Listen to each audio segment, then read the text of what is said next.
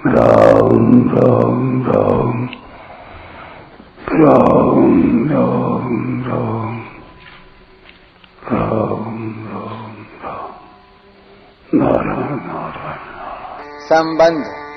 भगवान ने दूसरे श्लोक में सगुण उपासकों को श्रेष्ठ योगी बताया तथा छठे और सातवें श्लोक में यह बात कही कि ऐसे भक्तों का मैं शीघ्र उद्धार करता हूँ। इसलिए अब भगवान अर्जुन को ऐसा श्रेष्ठ योगी बनने के लिए पहले 8वें श्लोक में समर्पण योग रूप साधन का वर्णन करके फिर 9वें, 10वें और 11वें श्लोक में क्रमशः अभ्यास योग, भगवदर्थ कर्म और सर्व कर्म फल त्याग रूप साधनों का वर्णन करते हैं। मय्येव मन आधत्स्व मयि बुद्धिं निवेशय निवसिष्यसि मय्येव अत ऊर्ध्वं न संशयः। तू मेरे में मन को लगा और मेरे में ही बुद्धि को लगा, इसके बाद तू मेरे में ही निवास करेगा, इसमें संशय नहीं है। व्याख्या। मय्येव मन आधत्स्व मयि बुद्धिं निवेशय। भगवान के मत में वे ही पुरुष उत्तम योग वेत्ता हैं जिनको भगवान के साथ अपने नित्य योग का अनुभव हो गया है। सभी साधकों को उत्तम योग वेत्ता बनाने के उद्देश्य से भगवान अर्जुन को निमित्त बनाकर यह आज्ञा देते हैं कि मुझ परमेश्वर को ही परम श्रेष्ठ और परम प्रापणीय मानकर बुद्धि को मेरे में लगा दे और मेरे को ही अपना परम प्रियतम मानकर मन को मेरे में लगा दे। भगवान में हमारी स्वतः सिद्ध स्थिति है, नित्य योग है, परंतु भगवान में मन बुद्धि के न लगने के कारण हमें भगवान के साथ अपने स्वतः सिद्ध नित्य संबंध का अनुभव नहीं होता। इसलिए भगवान कहते हैं कि मन बुद्धि को मेरे में लगा, फिर तू मेरे में ही निवास करेगा, जो पहले से ही है, अर्थात तुझे मेरे में अपनी स्वतः सिद्ध स्थिति का अनुभव हो जाएगा।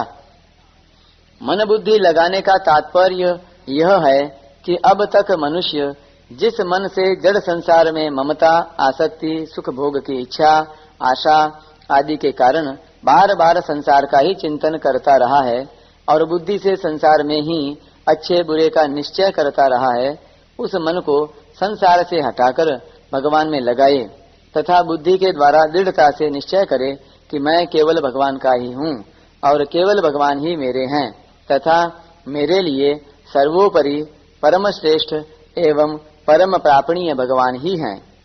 ऐसा दृढ़ निश्चय करने से संसार का चिंतन और महत्व समाप्त हो जाएगा और एक भगवान के साथ ही संबंध रह जाएगा। यही मन बुद्धि का भगवान में लगाना है। मन बुद्धि लगाने में भी बुद्धि का लगाना मुख्य है। किसी विषय में पहले बुद्धि का ही निश्चय होता है और फिर बुद्धि के उस निश्चय को मन स्वीकार कर लेता है। साधन करने में भी पहले उद्देश्य बनाने में बुद्धि की प्रधानता होती है, फिर मन की प्रधानता होती है। जिन पुरुषों का लक्ष्य भगवत प्राप्ति नहीं है, उनके मन बुद्धि भी वे जिस विषय में लगाना चाहेंगे उस विषय में लग सकते हैं। उस विषय में मन बुद्धि लग जाने पर उन्हें सिद्धियां तो प्राप्त हो सकती हैं, पर भगवत प्राप्ति का उद्देश्य न होने से भगवत प्राप्ति नहीं हो सकती। अतः साधक को चाहिए कि बुद्धि से यह दृढ़ निश्चय कर ले कि मुझे भगवत प्राप्ति ही करनी है। इस निश्चय में बड़ी शक्ति है। ऐसी निश्चयात्मिका बुद्धि होने में सबसे बड़ी बाधा है भोग और संग्रह का सुख लेना। सुख की आशा से ही मनुष्य की वृत्तियां धन, मान बढ़ाई आदि पाने का उद्देश्य बनाती हैं। इसलिए उसकी बुद्धि बहुत भेदों वाली तथा अनंत हो जाती है। परंतु अगर भगवत प्राप्ति का ही एक निश्चय हो तो इस निश्चय में इतनी पवित्रता और शक्ति है कि दुराचारी से दुराचारी पुरुष को भी भगवान साधु मानने के लिए तैयार हो जाते हैं। इस निश्चय मात्र के प्रभाव से वह शीघ्र ही धर्मात्मा हो जाता है और सदा रहने वाली परम शांति प्राप्त कर लेता है। मैं भगवान का ही हूँ, और भगवान ही मेरे हैं, ऐसा निश्चय साधक की दृष्टि में बुद्धि में हुआ प्रतीत होता है, परंतु वास्तव में ऐसा नहीं है। बुद्धि में ऐसा निश्चय दिखने पर भी साधक को इस बात का पता नहीं होता कि वह स्वयं पहले से ही भगवान में स्थित है। वह चाहे इस बात को न भी जाने, पर वास्तविकता यही है। स्वयं भगवान में स्थित होने की पहचान यही है कि इस संबंध की कभी विस्मृति नहीं होती। अगर यह केवल बुद्धि की बात हो तो भूली भी जा सकती है, पर मैंपन की बात को साधक कभी नहीं भूलता। जैसे मैं विवाहित हूँ, यह मैंपन का निश्चय है, बुद्धि का नहीं। इसीलिए मनुष्य इस बात को कभी नहीं भूलता। अगर कोई यह निश्चय कर ले कि मैं अमुक गुरु का शिष्य हूँ, तो इस संबंध के लिए कोई अभ्यास न करने पर भी यह निश्चय उसके भीतर अटल रहता है। स्मृति में तो स्मृति रहती ही है, विस्मृति में भी संबंध की स्मृति का अभाव नहीं होता, क्योंकि संबंध का निश्चय मैंपन में है। इस प्रकार संसार में माना हुआ संबंध भी जब स्मृति और विस्मृति दोनों अवस्थाओं में अटल रहता है, तब भगवान के साथ जो सदा से ही नित्य संबंध है, उसकी विस्मृति कैसे हो सकती है। अतः मैं भगवान का ही हूँ और भगवान ही मेरे हैं, इस प्रकार मैंपन के यानी स्वयं के भगवान में लग जाने से मन बुद्धि भी स्वतः भगवान में लग जाते हैं। मन बुद्धि में अंतःकरण चतुष्टय का अंतर्भाव है। मन के अंतर्गत चित्त का और बुद्धि के अंतर्गत अहंकार का अंतर्भाव है। मन बुद्धि भगवान में लगने से अहंकार का आधार स्वयं भगवान में लग जाएगा और परिणाम स्वरूप मैं भगवान का ही हूँ और भगवान ही मेरे हैं, ऐसा भाव हो जाएगा। इस भाव में निर्विकल्प स्थिति होने से मैंपन भगवान में लीन हो जाएगा। विशेष बात, साधारणतया अपना स्वरूप मैंपन का आधार स्वयं मन, बुद्धि, शरीर आदि के साथ दिखता है, पर वास्तव में इनके साथ है नहीं। सामान्य रूप से प्रत्येक व्यक्ति यह अनुभव कर सकता है कि बचपन से लेकर अब तक शरीर, इंद्रियां, मन, बुद्धि आदि सब के सब बदल गए, पर मैं वही हूँ। अतः मैं बदलने वाला नहीं हूँ। इस बात को आज से ही दृढ़ता पूर्वक मान लेना चाहिए। साधारणतया मनुष्य बुद्धि से ही समझने की चेष्टा करता है, पर यहाँ स्वयं से जानने की बात है। विचार करें, एक ओर अपना स्वरूप नहीं बदला, यह सभी का प्रत्यक्ष अनुभव है, और आस्तिकों एवं भगवान में श्रद्धा रखने वालों के भगवान भी कभी नहीं बदले। दूसरी ओर शरीर, इंद्रियां, मन, बुद्धि आदि सब के सब बदल गए और संसार भी बदलता हुआ प्रत्यक्ष दिखता है। इससे सिद्ध हुआ कि कभी न बदलने वाले स्वयं और भगवान दोनों एक जाति के हैं, जबकि निरंतर बदलने वाले शरीर और संसार दोनों एक जाति के हैं। न बदलने वाले स्वयं और भगवान दोनों ही व्यक्त रूप से नहीं दिखते, जबकि बदलने वाले शरीर और संसार दोनों ही व्यक्त रूप से प्रत्यक्ष दिखते हैं। बदलने वाले मन, बुद्धि, इंद्रियां, शरीर आदि को पकड़कर ही स्वयं अपने को बदलने वाला मान लेता है। वास्तव में अहम का जो सत्ता रूप से आधार स्वयं है, वह कभी नहीं बदलता, क्योंकि वह परमात्मा का अंश स्वरूप है। वास्तव में मैं क्या हूँ इसका तो पता नहीं, पर मैं हूँ इस होनेपन में थोड़ा भी संदेह नहीं है। जैसे संसार प्रत्यक्ष दिखता है, ऐसे ही मैंपन का भी भान होता है। इसलिए तत्वतः मैं क्या है, इसकी खोज करना साधक के लिए बहुत उपयोगी है। मैं क्या है इसका तो पता नहीं, परंतु संसार शरीर क्या है इसका तो पता है ही। संसार शरीर उत्पत्ति विनाशशील है, सदा एक रस रहने वाला नहीं है, यह सबका अनुभव है। इस अनुभव को निरंतर जागृत रखना चाहिए। यह नियम है कि संसार और मैं दोनों में से किसी एक का भी ठीक ठीक ज्ञान होने पर दूसरे के स्वरूप का ज्ञान अपने आप हो जाता है। मैं का प्रकाशक और आधार अपना स्वरूप चेतन और नित्य है। इसलिए उत्पत्ति विनाश वाले जड़ संसार से स्वरूप का कोई संबंध नहीं है। स्वरूप का तो भगवान से स्वतः सिद्ध संबंध है। इस संबंध को पहचानना ही मैं की वास्तविकता का अनुभव करना है। इस संबंध को पहचान लेने पर मन बुद्धि स्वतः भगवान में लग जाएंगे। चेतन और अविनाशी स्वरूप आत्मा को ही स्वयं अहम का आधार, वास्तविक मैं का प्रकाशक, आधार आदि नामों से कहा जाता है। निवसिष्यसि मय्येव अत ऊर्ध्वम न संशयः। यहाँ अत ऊर्ध्वम पदों का भाव यह है कि जिस क्षण मन बुद्धि भगवान में पूरी तरह लग जाएंगे, अर्थात मन बुद्धि में किंचन मात्र भी अपनापन नहीं रहेगा, उसी क्षण भगवत प्राप्ति हो जाएगी। ऐसा नहीं है कि मन बुद्धि पूर्णतया लगने के बाद भगवत प्राप्ति में काल का कोई व्यवधान रह जाए।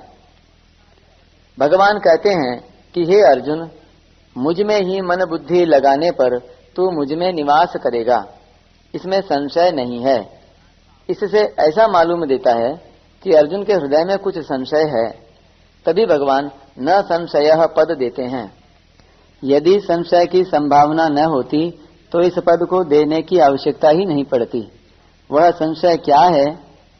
मनुष्य के हृदय में प्रायः यह बात बैठी हुई है कि कर्म अच्छे होंगे, आचरण अच्छे होंगे, एकांत में ध्यान लगाएंगे तभी परमात्मा की प्राप्ति होगी, और यदि इस प्रकार साधन नहीं कर पाए तो परमात्मा प्राप्ति असंभव है।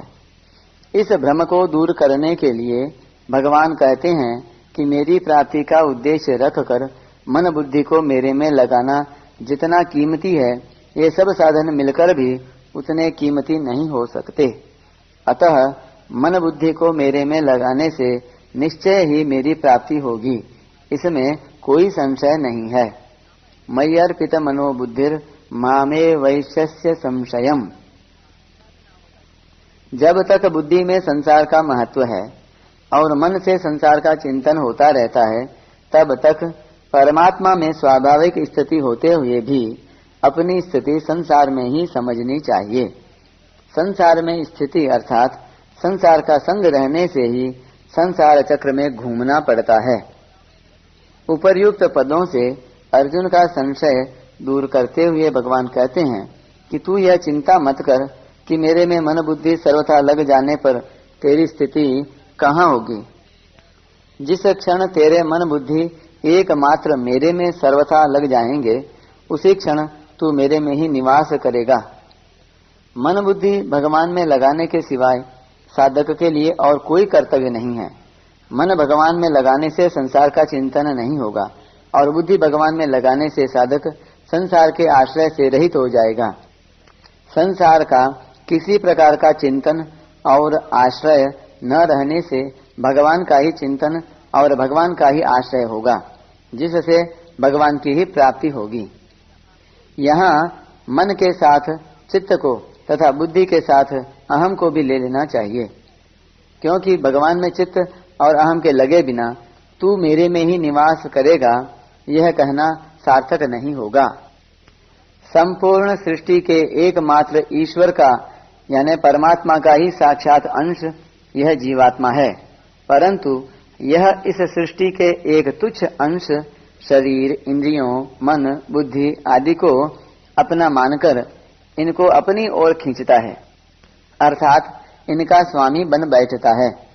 वह जीवात्मा इस बात को सर्वथा भूल जाता है कि ये मन बुद्धि आदि भी तो उसी परमात्मा की समष्टि सृष्टि के ही अंश हैं।